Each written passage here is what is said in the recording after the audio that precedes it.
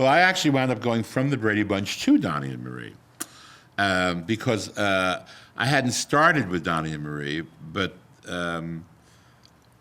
it was Sid and Marty had started Donny and Marie, and then they had gone to the Brady Bunch, and then in the interim, pardon me, they were fired by Donny and Marie.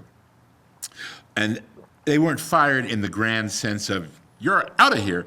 It was the Osmonds decided they could save some money by producing the show themselves. Once they had learned how to produce the show, which they did by watching Sid and Marty, they took it over and decided they were going to produce it. And eventually, they moved it to Utah, which was the death knell of the show. Excuse me. But one of the things they did after they took over was Marie was turning 18. And they decided they were going to adult her up. They were going to make her into a glamorous young woman as opposed to the kid's sister. And I was part of the squad that came in to make her an adult young woman. Bob Mackey was also on the squad. They hired him to design all of her costumes. And I remember that we opened the show with her singing, "I'm coming out," which I thought was hysterical. I was the only one who, well, all the gay people were laughing at the thing. But the Osmonds had no idea what we were laughing about. But I was brought on to make it more adult. And one of the things, I was constantly at odds with them because they wanted her to be adult, but they didn't want her to be an adult. They wanted her to be a Mormon adult. And this was 1976, so the Mormons weren't even as loose as they are today, if loose is a word that you can use in conjunction with Mormons. I mean, you couldn't mention coffee on the Donny and Marie show because they didn't believe in anything caffeinated. So there would be milk breaks.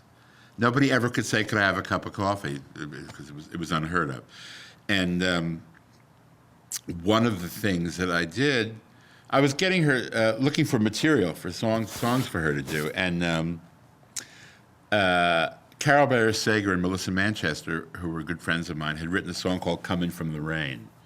It was a beautiful song about a lover taking back somebody who's left. And Marie loved the song. She just thought it was phenomenal. And it is phenomenal.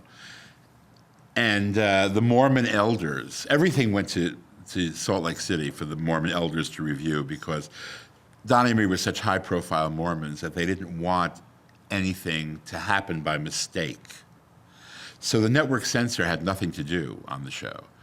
The network censor would count the disco ball, the lights, because it was, when you flash disco lights at a certain rhythm, it sends epileptics into seizures.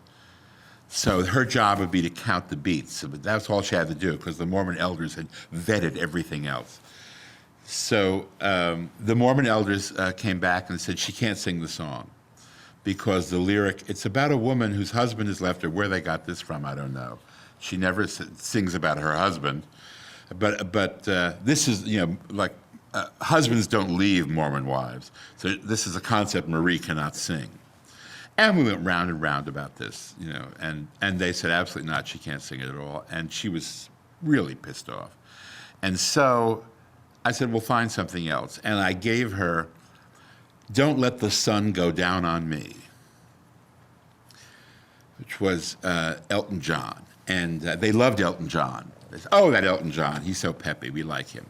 And it never occurred to them that there was any double entendre there. And of course, I sat in the booth watching Marie sing "Don't Let the Sun Go Down on Me" with a network censor who was sitting there just kind of going. So that was my prime experience with the Osmonds.